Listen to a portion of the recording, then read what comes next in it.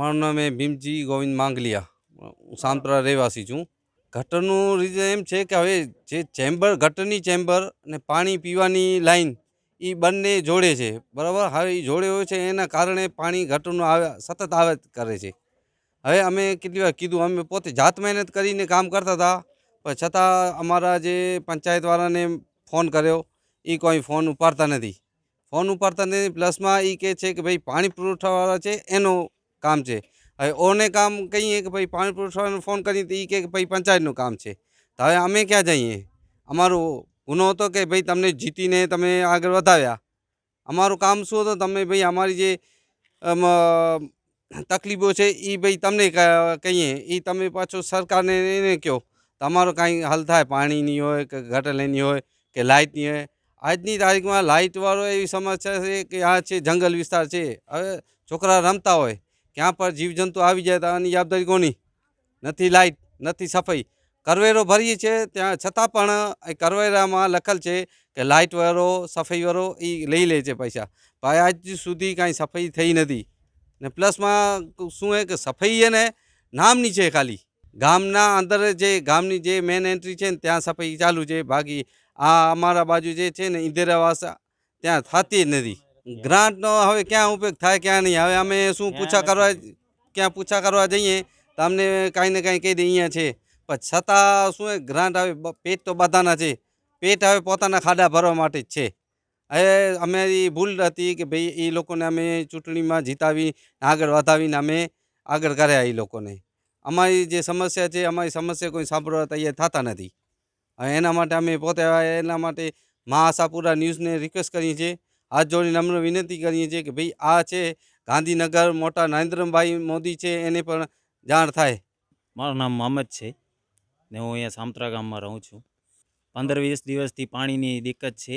એ પાણી ગટરવાળું આવે છે ને અહીંયા પાણી ચડતું જ નથી. રાતના 3 વાગે ને 2 વાગે અમે પાણી ભરવા જઈએ બીજાના ઘરે. એ પણ ઉहाँ પણ આવે તો આવે ને કે એ ના આવે. ભલે અમે બીજાના ઘરે પાણી ભરીએ ને પાછું ગટરનું પાણી આવે રહ્યો.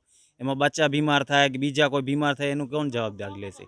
રજૂઆત કરીએ પણ એનું કોઈ નિર્ણય જ નથી આવતો. સફાઈ તો થતી જ નથી ને લાઇટું તો છે જ નહીં થાંભલા ઉપર. અંધારો હોય, રાત્રે અહીંયા આવીને તો અંધારો હોય ને પાણી ભરવા જઈએ ક્યાં ઠેસ બેસ લાગે પડીએ જઈએ એની કોઈ જવાબદારી લેશે નહીં. જ્યારે વોટિંગ હોય ને તો ત્યારે બધા આવે છે. મારું નામ રજિયાભાઈ છે. ઘાટા 12 મહિના દિવસ થયા ભાઈ ને હવે 3 વાગે ઉઠીને અમે પાણી ભરી પરોઢે ને દિવસના મૂલે જઈએ. આવીને અમે થાકી રહીએ. વળી પાણીની જ રામાયણ હોય છે. પાણી અહીંયા આવતું નથી, સમૂર ઉપર ચડતું નથી ને બીજાને ઘરે ભરવા જઈએ તો કોઈક ભરવા આપે ને કોઈ ના આપે. હવે શું કરવું? અમે તો ભાડે મકાને રહીએ. ગટરનું પાણી હમણાં 15-20 દિવસથી વધારે થવા આવ્યો, પણ અમને એ કહેતા નથી કે ગટરનું પાણી આવે છે. નલી તૂટી ગઈ તો સાંધા તૈયાર કોઈ નથી. હવે એનો જવાબ શું અમે લઈએ? એ લોકો કરી અમે બધા ભેળા થઈ સાથે ને અમે સરપંચને કહીશું કે ભાઈ અમારી બાજુ પાણી ચાલતું નથી. રાતના 3-3 વાગ્યા સુધી અમે પાણી ભરીએ છીએ.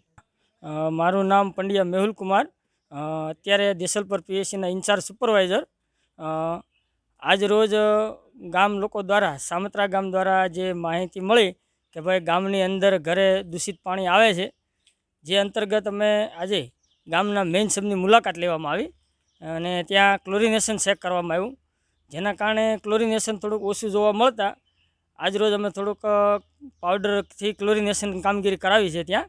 અને ત્યાર પછી ગામમાં વિઝિટ લેતા જે મફતનગર વિસ્તાર છે તેની અંદર 2-3 જગ્યાએ કે જે પાઇપલાઇન, પાણીની પાઇપલાઇન અને ગટરની પાઇપલાઇન બંને જોડે જોડે અંતરે નાખેલી છે. જેના કારણે જે ગટરની પાઇપલાઇનનું પાણી છે એ પીવાની પાણીની અંદર થોડુંક ભળતું હોય એ રીતનું જાણવા મળ્યું. જે મુલાકાત કરી અને ત્યાર પછી પાણીના ટાંકામાં ક્લોરિનેશન કરાવીને ત્યાં પણ જોયું કે ટાંકાની સ્વચ્છતા તો બરાબર હતી અને ક્લોરિનેશન ઓછું આવતું હતું. જેના કારણે આજરોજ અમે ક્લોરિનેશન કરેલ છે.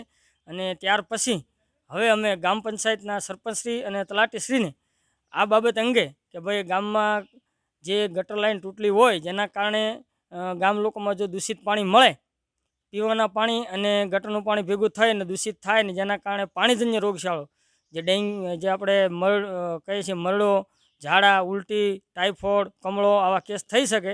તો ત્વરિતપણે આ લાઈન રિપેરિંગ થાય જેથી કરી અને આવા રોગોથી બચી શકાય.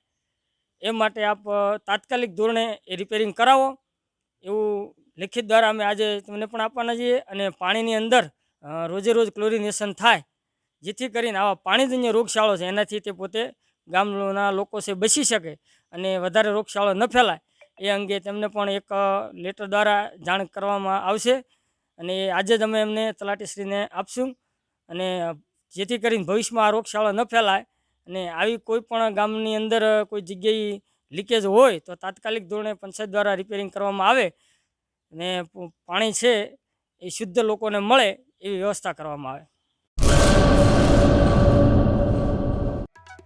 आर्य कन्या गुरुकुल करीब 90 एकड़ में फैले इस विशाल परिसर में कक्षा 5 से लेकर 12 तक निवासी शिक्षा के अवसर उपलब्ध है। इसके अलावा स्थानीय कन्याओं के लिए केजी से लेकर 12वीं कक्षा तक गुजराती तथा अंग्रेजी माध्यम स्कूल भी कार्यरत है।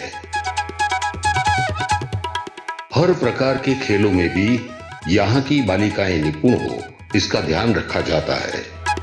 यहाँ कन्याओं को वेदों के प्राचीन मंत्रों के संस्कारों के साथ विज्ञान और टेक्नोलॉजी से जुड़ी आधुनिक शिक्षा दी जाती है। बालिकाओं को विभिन्न कलाओं में पारंगत बनाने के साथ संस्कारों का सिंचन इस गुरुकुल की विशेषता है। आर्य कन्या गुरुकुल पोरबंदर में एडमिशन के लिए संपर्क करें 8258040404।